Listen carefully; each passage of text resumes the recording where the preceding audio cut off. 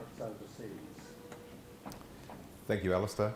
I'll also cover in my presentation, I'll give you an overview of value chains, and then I'll give you a little bit more specific insight with some work that Nick Lees and Carolyn have been doing, Carolyn Saunders at Lincoln have been doing in Europe. So first up, when we look at a value chain, I'm just going to use the Porter model for an individual firm. And so you've got a supply chain which is embedded within a firm, and then you've got various supporting functions, marketing, R&D and finance to support that supply chain. So within the firm, the supply chain is focused on the efficiency of producing that product and being able to dispatch that product. And the focus in a value chain, a framework, is putting a wrapper around that supply chain to improve the margin. So if you just have a supply chain focus, your margin can be improved by just dropping cost, and you potentially can end up in a race to the bottom.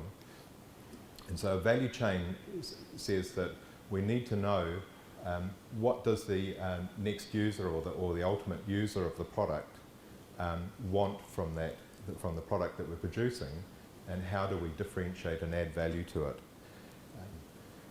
The next interesting part when you move from an individual firm is to then start looking at where that firm interacts within a network, and that's where you get some very interesting interactions. So from the individual firm perspective, you can focus on local optimization. So the firm is localizing and optimizing what it's doing. Once you move into a network, you can have a range of behaviours. So you can either focus on localising your optimisation in relation to the people immediately upstream and downstream from you, or you can look at a more global optimisation where you are an integral part of that network. And so just to illustrate that, this just gives you an overview of how different firms will interact together in a value chain. So you can have a more fragmented value chain, and that's often called a transactional one.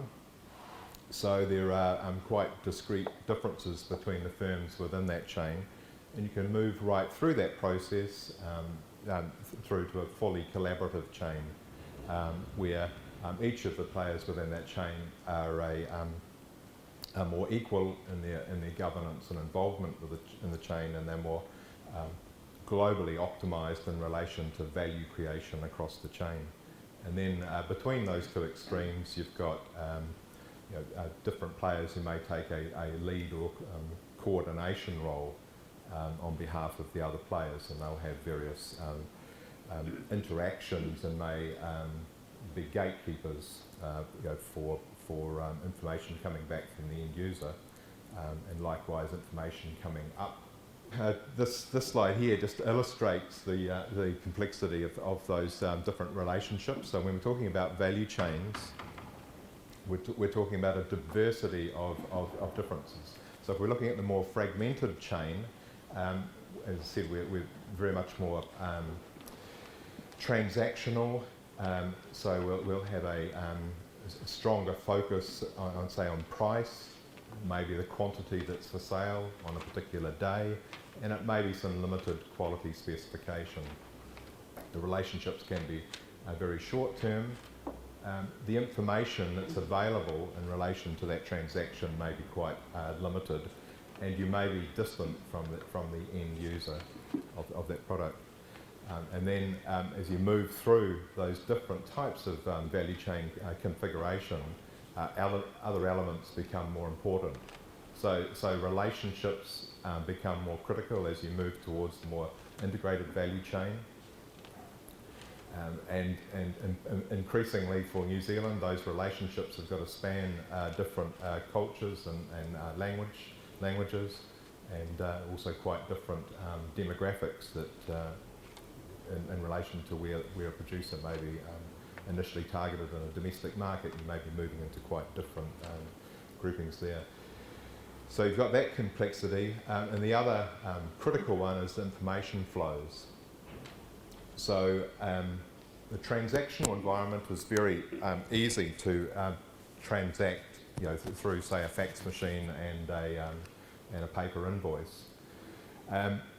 But as you move into the collaborative environment, you need to be able to have free flow of information on who, where, how the product is being produced, and likewise who, where, and how the product is being purchased, and be able to flow that information both directions. And so to facilitate that, you're seeing examples merging. This is an example from the kiwi fruit. This is organic kiwi fruit grown in Te Puke and being marketed and sold in Japan, and a QR code is being used with the product so the consumer can find out who's produced that product, when it was grown, how it was grown, and in their own language. And you're seeing a number of companies in New Zealand now doing that. Synlait has done a similar exercise for its infant formula product. But in order to enable that information, you also need to be able to validate the information within that chain. And so there's a number of other players which come into that process. They may be auditors, or it may be intermediaries. They can confirm and validate. When we look at trying to create information, create value, within a value chain, and this is where the famous Mondrian came from. We can look at a product or a service. So what we're looking at maybe is a physical product that we then bundle a service around. But we can also look at another dimension, which is the tangible or the intangible. So the tangible product is what you can physically hold in your hand, and what your five senses can detect. Now, in a network of firms operating within a value chain, if you think about that first slide that I showed you, you had a firm which was sitting there in the middle, and it had a network of suppliers coming into that firm, and it was distributing back out through a network. Each of those suppliers, and increasingly in the primary sector, each of those suppliers is busy aiming to capture value. And so you're seeing fertiliser companies, for example, producing specialist fertiliser products for lowering environmental impacts. They're proprietary products. You're seeing genetics, animal genetics coming into farming systems. You're seeing new fruit cultivars coming in. So different players within a value chain will try and capture value, and they'll use proprietary systems to do that. And then at the other end of the chain, you're also seeing proprietary capture. So you'll have people which are using branding, and they'll develop trademarks and brands, and then they'll try and support those brands with various metrics or communications or information. So when an individual within that value chain is trying to look at how they capture value, you can try and operate at the physical, tangible product, and it might be some genetics that you've got. It may be a new patented process for producing a product. You may also want to be able to bundle some intangible value around the product, and so a good example of the kiwi fruit industry is to work on the vitamin C content of the fruit. And so you can't taste vitamin C in a kiwi fruit, and in order to capture that value, you have the sample of fruit assessed, and the cultivars are assessed on their nutrient content. And then that's peer reviewed and incorporated into global databases like the USDA database. So that's one way of capturing it, similarly with low chemical residues. Yes. Thank you. So the opportunity in the service space, and there's a number of physical, tangible services which can be bundled with the product. They may be packaging, for example. There may be some convenience. And the interesting space, I guess, and particularly in reference to the discussion today, is the intangible service. And that is where we start bundling a number of sort of benefits. And so in the health space, it might be how many kiwi fruit you need to eat per day to get a certain health benefit. And in relation to the environment, it may be that I want to lower my impact through consumption. This is from the consumer's perspective. I want to lower my impact on the environment, and I want to purchase a product which is associated with a reduction, which is continually reducing its impact on the environment through its production and distribution and marketing. And so increasingly you're seeing some of those opportunities coming through. I think Susie's presentation this morning sort of highlighted and touched on one of the other areas in that space is stewardship of ecosystem services. So across the planet we benefit from ecosystem services, and so that equally could be an intangible service attribute that we bundle around our products. So the interesting thing is when you take the integration within a value chain and then you start looking at it in relation to resource constraints. So how constrained is your resource base?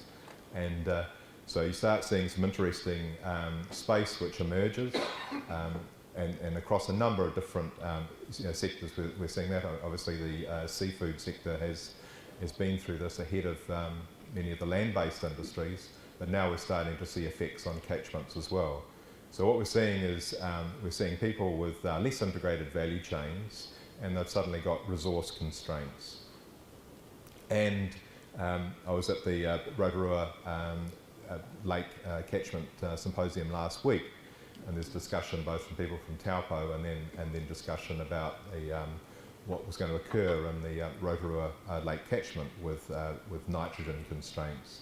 And there's a sense that that will constrain production on existing land use opportunities, land use activities, and then that will require a shift to new land use options or a movement up the value chain.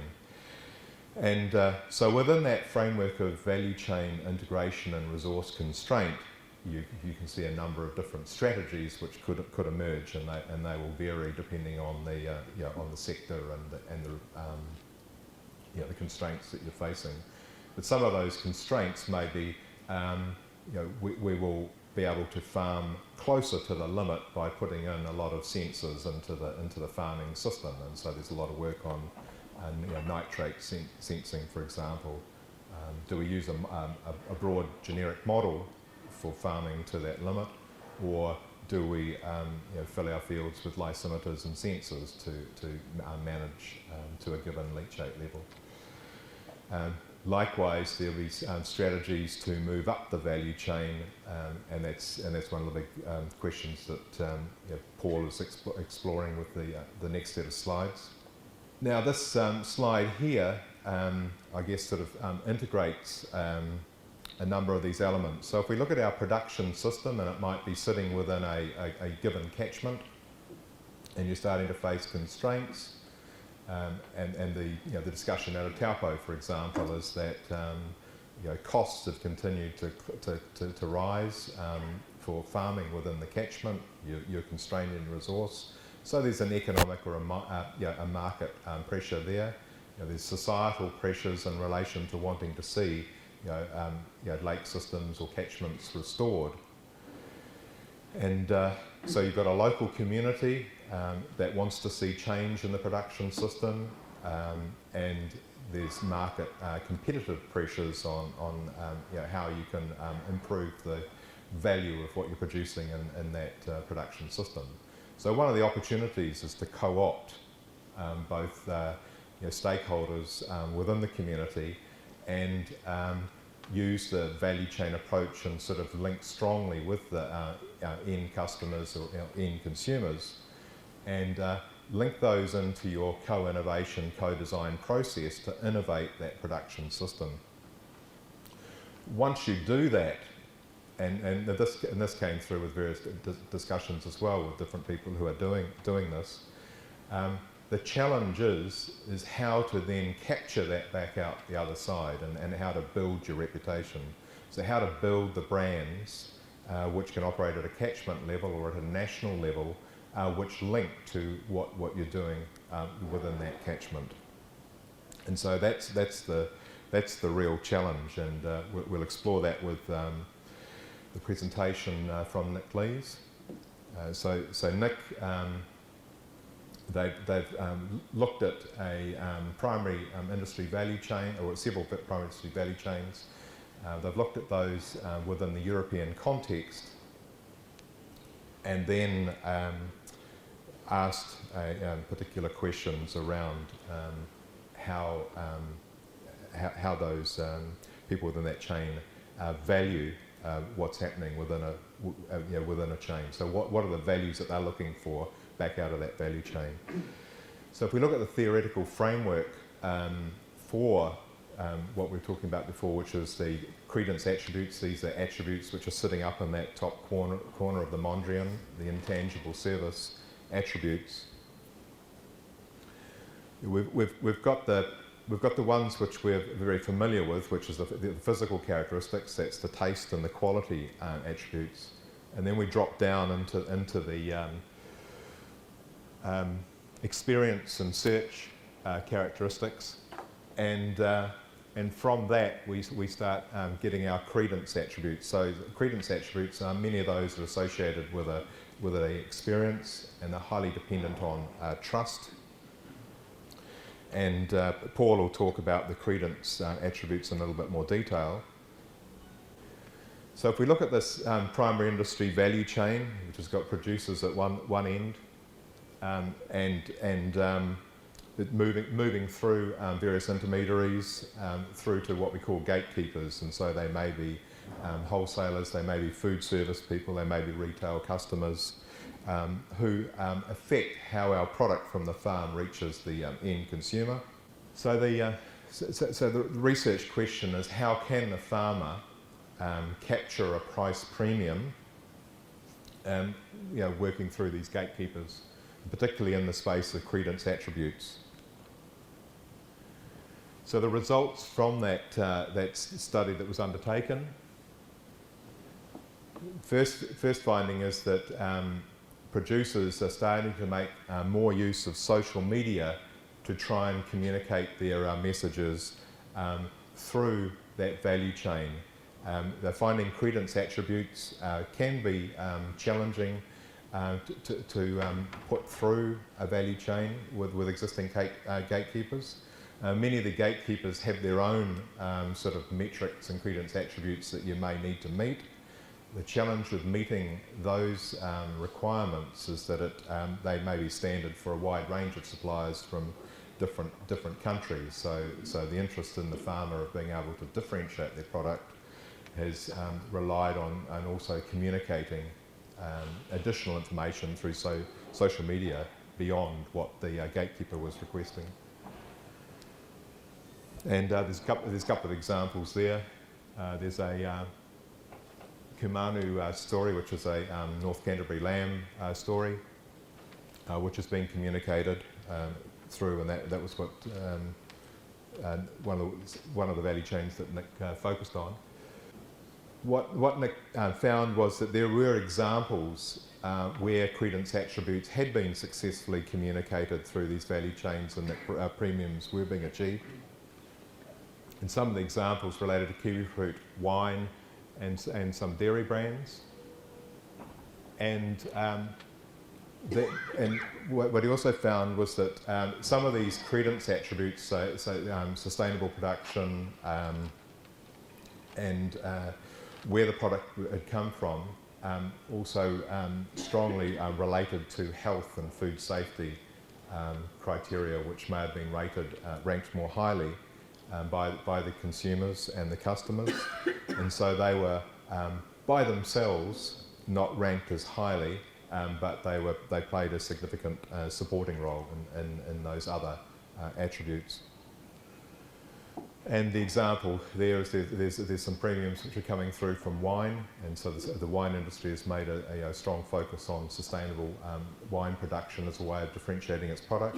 It's building on top of a quality product from a taste experience. And kiwifruit, for example, is also being able to create premiums. Again, it's been bundling its sustainability work alongside its health premiums, health attributes within the product to drive that premium. One of the other major conclusions that came through and was that the New Zealand country of origin value is being dissipated, and I think that's also being picked up if you look at the country brand index, which tracks countries across the globe and looks at them from a number of different dimensions. New Zealand has been falling in that over a number of years, and so the feedback from gatekeepers and customers is that brand image is heavily dependent on tourism and movies, and is not so strongly linked to what people are doing in managing their land resource. So that's one of the big opportunities in the primary sector, is to sort of say how we manage this resource, how do we communicate how we manage that resource, can that help differentiate us? There's plenty of examples of other countries which are demonstrating similar clean green attributes, and we've got to go beyond that. That's highlighted in this slide here.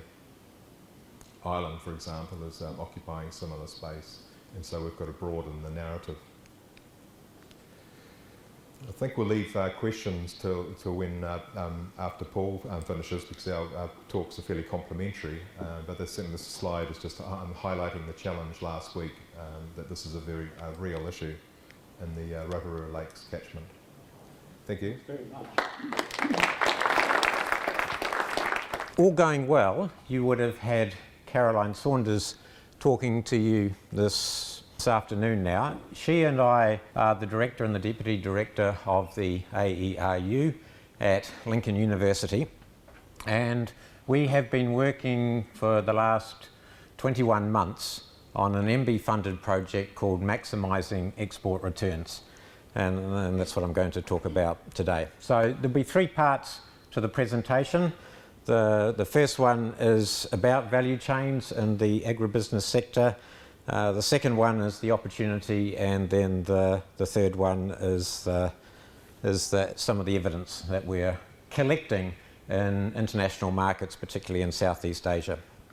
So, look, here's a picture of the value chain that Fonterra reports in their annual report, from grass to glass, they call it. And you can see the different components, from the production, the transport, to the processing, to the warehousing, to sales, to shipping, to the glass. And value is being added every step along the way, to the point that it becomes quite difficult to say what is the dairy sector if we look at that value chain. So yes, we'd normally say the production, and yes, the processing often gets added, but a lot of that transport, a lot of that warehousing, a lot of the marketing skills is also very specialist. How much of that should be involved? So there's the production and the processing highlighted. We can value that, and that's the direct impact that John has spoken about.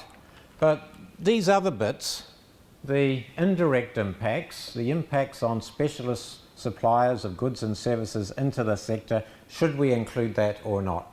And John's given a good account of how computable general equilibrium models are really important for asking what-if questions. If we increase production, or if we increase processing, what would be the impact on the economy? The computable general equilibrium model gives you a far better answer to those sorts of questions than the multiplier analysis that I'm about to show you. But if we're asking the question, what is the importance of the sector to the national economy as it is structured today, then the multiplier analysis has got something to tell us. A metaphor might be the cardiovascular system of the human body. How important is the cardiovascular system? That's one question. If we doubled a person's capability in their cardiovascular system, would they be able to run twice as fast? No, they wouldn't, because there's all sorts of other things going on in the body offsetting some of the changes. Well, that's the story I'm trying to tell you with the contribution of the agri-food sector to the national economy. So, just looking first of all at the direct impacts, this is a time series of the production of agri-food in New Zealand using that Statistics New Zealand data, and it's about $12 billion a year, just the production of the agri-food products.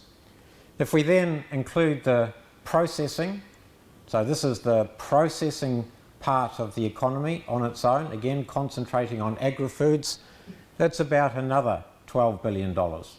So if we add those two together, that's the direct impact that John was talking about.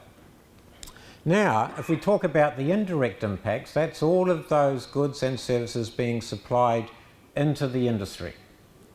If the industry wasn't there, these people would find something else to do. That's why it's not a what-if question I'm asking.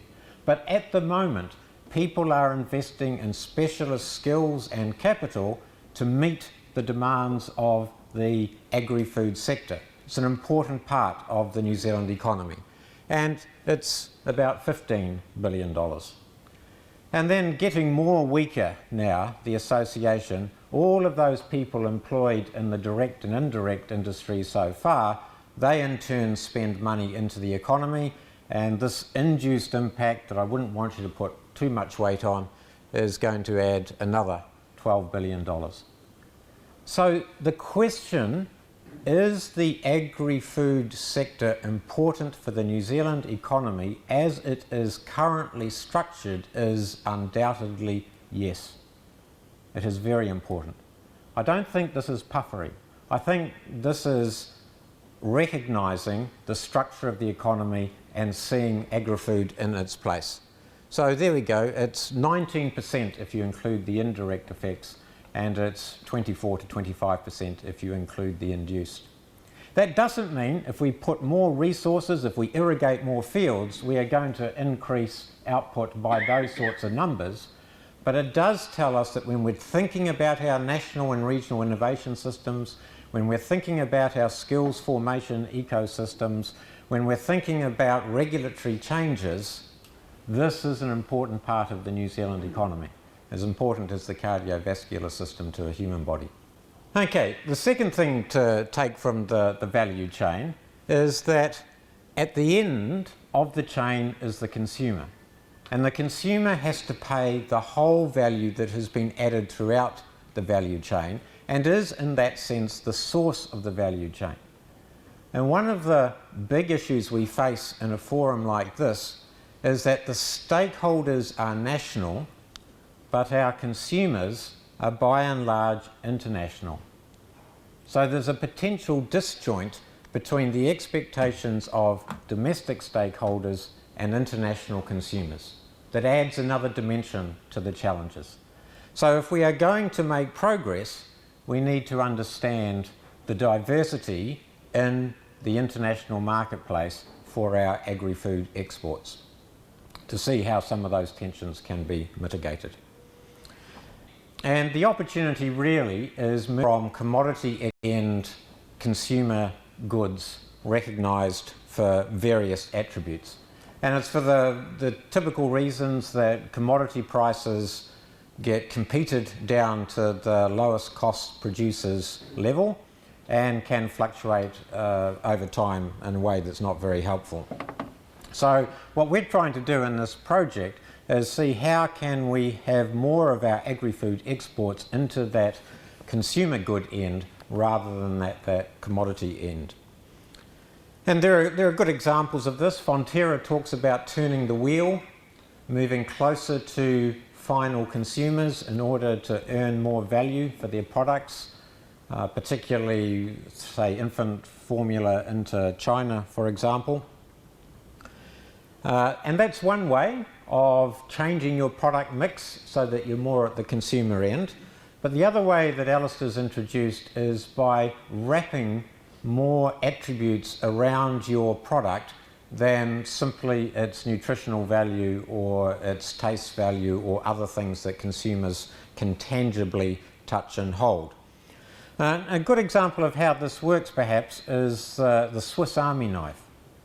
So it has all sorts of resonances with the person who buys or gifts a Swiss Army knife that reflects the profile of the country for excellence in a particular field, but the products also reinforce that country of origin reputation. And so the question is, can New Zealand as a food exporter develop that sort of synergy where a country of origin profile and the attitudes of its citizens to environmental care, community well-being and so on create a particular brand in the international marketplace that adds value to New Zealand producers? So what sort of qualities might we emphasise? In our study we are focusing on cultural authenticity, it's often called, animal welfare, environmental quality and safe and healthy food. Zespri is often quoted in this space, so here is a snapshot from their website in which they're talking about animal welfare. There's a bird there being obviously not affected by the pesticides. I mean, the largest non-government organisation, I think this is right, is the Royal Society for the Protection of Birds in the UK. So why aren't we using our native birds on all of our marketing? Because it has a strong resonance with that particular customer segment. This is quotes, so it's about environmental care, it's about innovation, it's about the better, healthier future. This is creating what's recognised as quality kiwi fruit and therefore creating a premium brand. So this is the sort of space we're in, where it's not simply what they hold in their hand, but all of the resonances around that that contributes to the value captured by the New Zealand producer. Okay, and so as Alistair said, they're capturing a premium 50% above the commodity price. So these are called credence attributes, this has been said. It's not easy to create credence attributes. You have to be able to defend the brand that you have created and respond to crises. But this is the latest research that we're still analysing as we speak. We've gone into 5 countries under this research program where we are asking 1,000 middle to high income consumers in each of the 5 countries, 3 developing countries, 2 developed countries. UK is a base case because that's the one we understand the best, and then 2 developing countries from Southeast Asia and 2 developed countries from Southeast Asia.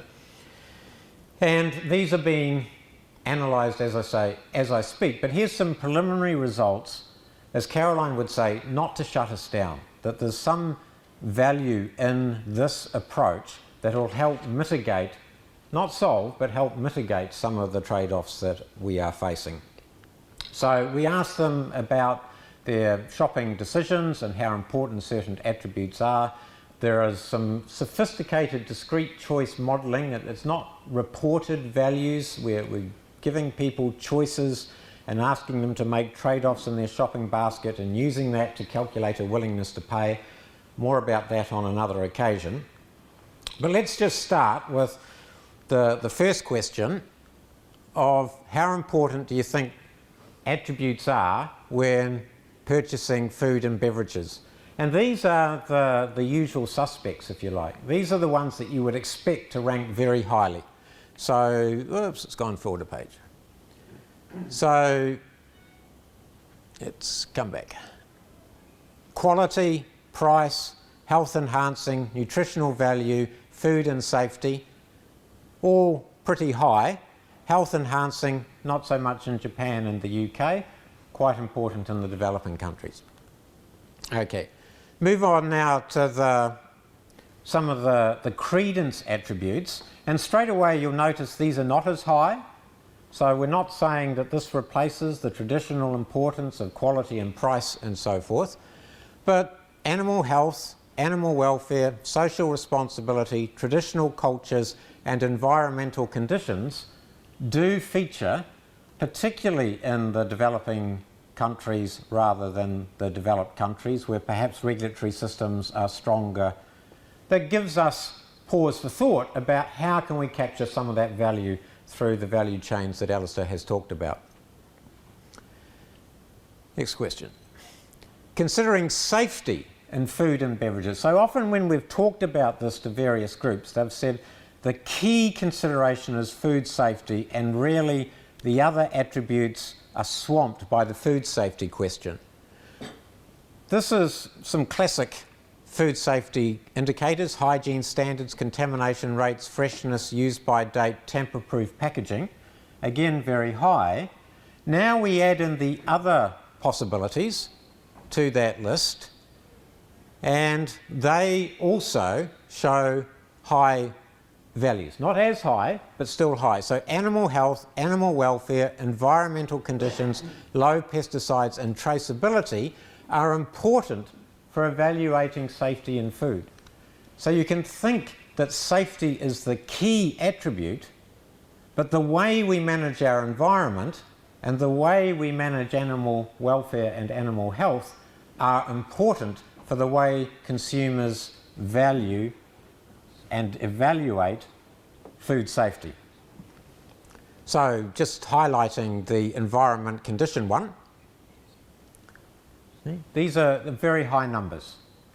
So part of the work we do in creating good environmental policies in our productive systems has the potential to capture value amongst our international consumers. So some of that gap between the international consumers and the national stakeholders may not be as wide as we have thought. Considering environmental conditions, what do you understand by environmental conditions? So there's three of those. So water quality comes out as the most important. When they're thinking about environmental conditions, it's the quality of the water emerges as the key indicator. Air quality, greenhouse gas emissions, protecting biodiversity, protecting endangered plants and animals, protecting wetlands, protecting coastal and sea life. That's what emerged out of our preliminary studies. Recycling, organic production, wilderness, open spaces. Okay, much less, much lower down on the scale of things. So, look, there's a lot more analysis to be done. We haven't got any numbers here about willingness to pay and so on. That is still to come. But that's work in process. But I want to give you a taste of, it's not a panacea for resolving some of the important tensions in the space between economic efficiency, value creation, and other social values that Susie talked about. But it is a consideration that what we do has market value in international markets that we should try to capture for ourselves. Thank you very much.